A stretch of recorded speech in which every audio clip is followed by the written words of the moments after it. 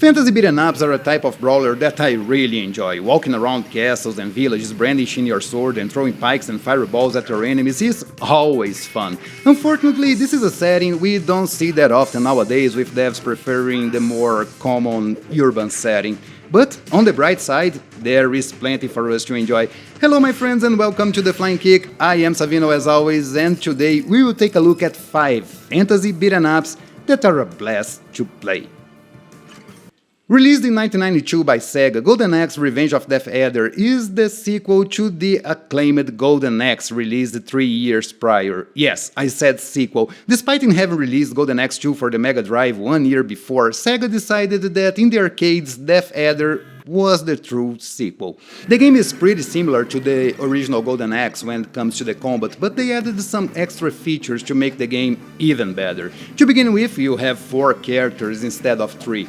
Almost nobody from the original cast is here, but the newcomers are pretty awesome. You have Sternblade, who is basically ex-battler, Dora the Centaur, which is pretty fast and can attack with her hands and hoofs, Trix, a small elf that could be considered a support character thanks to his healing magic, and Goa, the giant, who carries Gilius from the first game on his back to take care of the magic. The combat is in the same style as the original. You have an attack button, a jump, and your magic, which you have to collect, again, blue bottles from those gnomes to fill it up.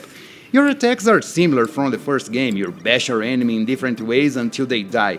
This is one thing I always appreciated in Golden Axe. You can finish your enemies in different ways without having to input complex commands to achieve it. It not only looks cool, but it also brings some much needed variety to the combat. And let's not forget about the awesome animation the game has. I mean, take a look at your enemies reacting to your attacks. It's so good. You also have more beasts to ride, from praying mantis to undead dragons, increasing even more the combat's variety.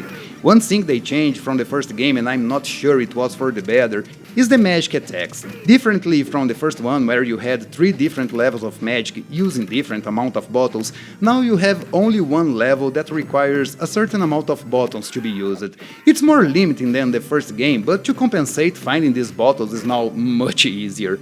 On the bright side, the magic attacks look incredible, and you even get a quick cutscene showing what happens to your enemies in some gruesome detail. Another thing new here is the alternate path. On some levels you have the chance to choose from 2 different ways, which is great for replayability. But be aware, there are some versions of the game that force you to play the skipped levels before facing Death Adder. This can be a little too much because Revenge of Death Adder isn't an easy game. Another thing that isn't easy is finding this game. It was never released for consoles, and the only time it was released outside the arcades was in 2020, when it was released for the Astro City Mini and 1UP arcade, so yeah, technically it never left the arcades. Revenge of Death Adder is easily one of the best beat-em-ups from Sega, and without any doubt is the best in the series. It's a shame that the only releases were for some expensive arcade reproductions, but as you all know, there are other ways to play this one, so if you want to have a lot of fun alone or with other 3 friends, this one is an easy choice.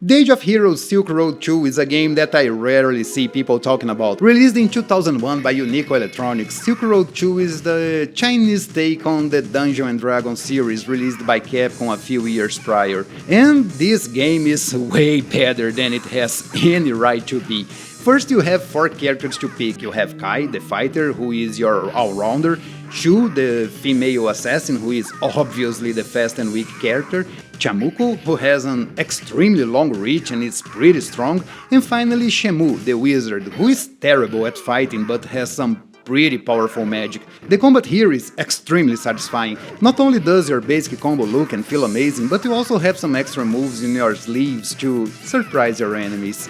For a company this unknown, the combat here is pretty impressive and on par with some of the best games around. The hitboxes are great, hitting your enemies feels great, your throws feel very natural, it's all pretty well executed, and I was genuinely surprised when I first played this one. Not only because the game feels and plays great, but also because the combat is fast and diverse, and the 4 characters encourage experimentation. On top of that, you also have a few alternate paths to choose from, increasing even further the replayability. And like Dungeons & Dragons, you also can collect and use different types of magic, spells and throwable weapons that you will find around in the levels. Just like D&D, you will have a wheel with all the things you collected, and you can spin this wheel to choose what you need. It's honestly not the best system around, it wasn't great in D&D in my opinion, and it isn't great here, but this is probably the best you could do at the arcade, so I'll take it. Graphically, yeah, there are not too many good things to talk about. The game uses pre-rendered sprites, both for the characters and backgrounds, with some of the moving objects being made on traditional pixel art. And it looks awful. The colors are boring, muted, some of the textures are pretty low res, and the animation is a bit weak. I mean, this is 2001 and your characters don't even have an idle stance, just staying there like a statue. I honestly don't have anything good to talk about the graphics, but don't let the graphics dissuade you. As I said, this game has some great combat and the enemies and bosses can be pretty fun to fight against, but at the same time, this is a pretty unfair game. But that's something we will talk about in another video. The Age of Heroes Silkroad 2 was never released outside the arcade, so if you want to play this one, and I recommend you to do it, the only way is through emulation. Luckily the emulation here is pretty solid, so you won't find any glitches or bad sound here. Just ignore the awful graphics and I'm sure you have a ton of fun.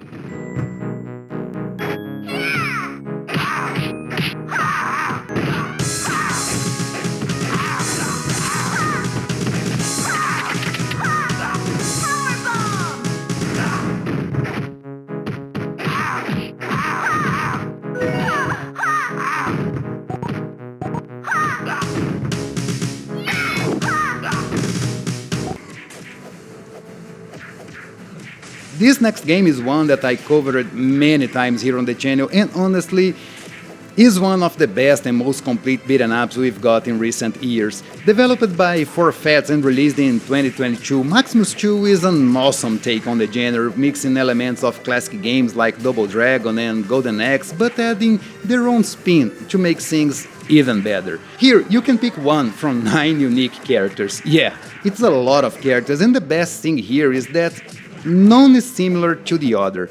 You have the traditional stereotypes like Julius, who is your all-rounder, Otus the tank, and Shishima the deadly and fast female, but you also have characters like Bishop, who is an experienced archer, or Scarlet, who is a powerful witch, or even Willow, a sharpshooter capable of dealing a lot of damage both in short and long range. Maximus 2 has also a ton of modes to play, from the traditional couch co-op to online play with crossplay between all available systems. You also have a story mode, a horde mode, and a versus mode that is pretty unique. And a protect the castle mode, where a ginormous wave of enemies are trying to invade your castle and you have to destroy them all with the help of your friends and NPCs.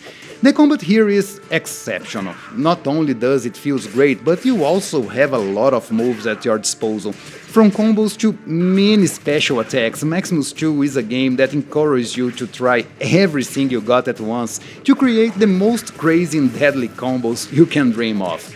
And the game doesn't shy away from throwing tons of enemies at you. Don't get me wrong, the game isn't unfair, but if you don't know your characters very well, you will have some trouble.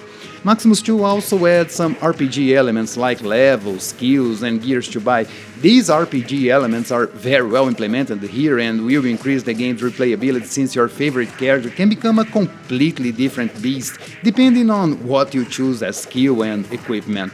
Visually, I enjoy this game a lot. The characters are all goofy looking and you can see the developers don't take the heroes too seriously here. I know this kind of art style isn't for everyone, but I like how colorful it looks and the way the characters move, and sure, kinda love these parallax effects on the backgrounds. Maximus is not a short game. You have 15 levels to beat, but you can finish the game by playing only 10. The game received a free DLC with new 5 levels that became an alternate path on level 5. It's a bit of a dead end since you have to return to level 6 after beating these levels, but they are pretty fun to play and will help upgrade your characters a lot. Maximus 2 is available for free on mobile devices with some pretty fair in-app purchase, but you can also get the game on Steam and Nintendo Switch for $6, which is a steal, honestly. If you never played this one, go for it, you won't regret it.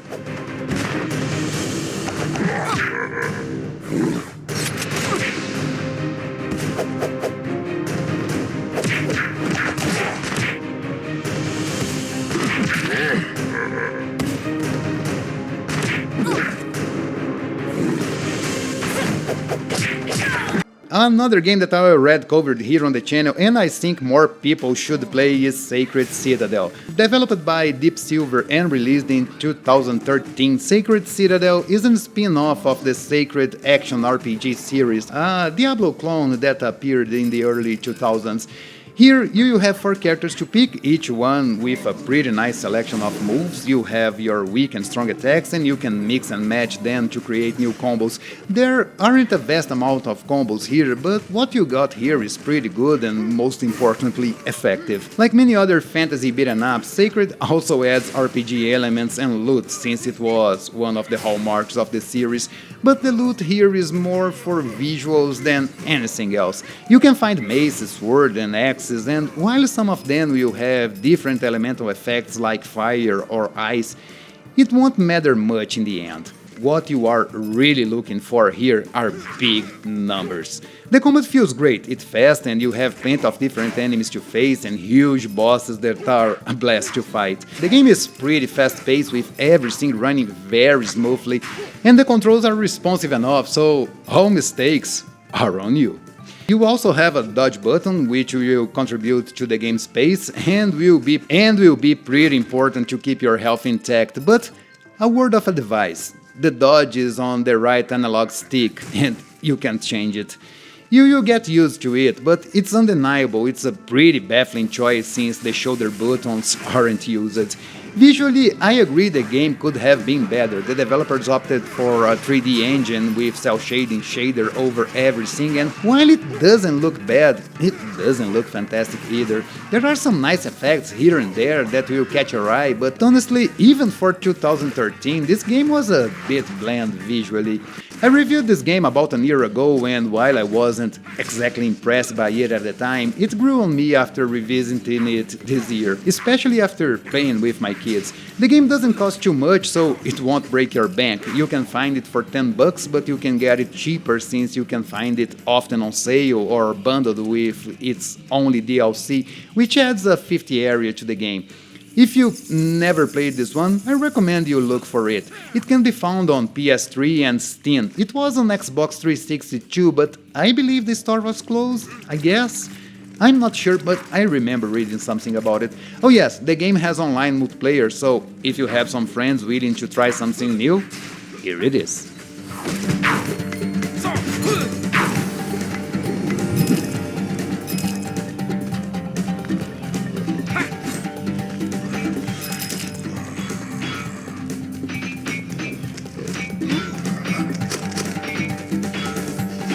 What can I say about this last game? Released in 2013 exclusively for the PlayStation 3 and Vita, Dragon's Crown is quite possibly the most beautiful beat-em up I ever played and probably the most controversial too, not to mention one of the best. Developed by Vanillaware and directed by George Kamitami, the same guy behind both Dungeons & Dragons from Capcom, Dragon's Crown is what you could call a spiritual successor or the non-official third game in the series because Capcom's Dungeons & Dragons is exactly what you get here, but on steroids. The game has a typical Kingdom Under Peril story, but in the typical D&D style, your character doesn't have a backstory. It's up to you to fill in the blanks to create the story you want for your character. The visuals are amazing. I mean, look at this. Huge and expensive backgrounds with tons of life happening in them, characters masterfully designed with unforgettable traits, and I mean really unforgettable. But yeah, the characters, as I was saying, are masterfully designed and the animations are on par with the visuals. And this quality is not only reserved for your character, since every enemy here is equally impressive. Combat-wise, this game mixes beaten up with RPG elements, which is not a surprise considering the inspirations, and you have 6 characters to pick. From the noble warrior to the insanely strong dwarf, passing through the powerful wizard and the amazing sorcerer, and finally the speed from the elf and the amazing high frames from the extremely agile Amazon. And the combat could not have been better. Lots of moves, combos and juggles, you have some excellent cancels and some very well placed iframes. Your enemies will give you a lot of trouble coming in great numbers and being pretty smart, surrounding your characters and even using the environment against you. And sure, being a D&D inspired game, be ready to fight all those familiar faces like cursed knights, goblins, owlbears, dragons and so on. As much as I love this game, this will be the one which I will speak the least in this list. But that's because I already have 6,000 words of text ready and I really need to find the time and the will to record because it will be a long record session. But what I can say, and I will say, is that you must play this game however you can. You can find it on all PlayStation consoles that came after the PS3, and the game is often on sale. You can play online with your friends, and you will find random people playing it from time to time, even to this day. I mean, I often have 4-player matches on my Vita and it works flawlessly. You can also emulate the PS3 version, which is what I'm doing here, and while the emulation has some visual artifacts, especially in the transparencies, it's nothing that will ruin your fun. An ambush!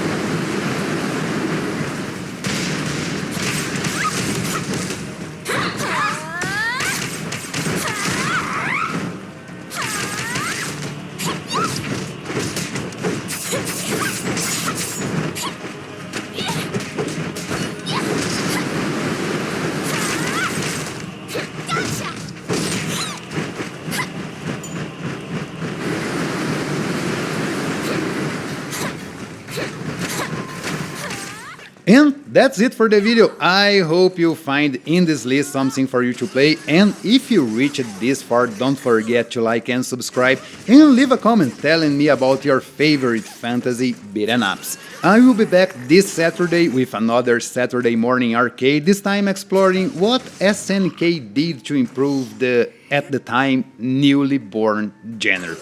But until there, I hope you all have an awesome week, and remember, keep it up.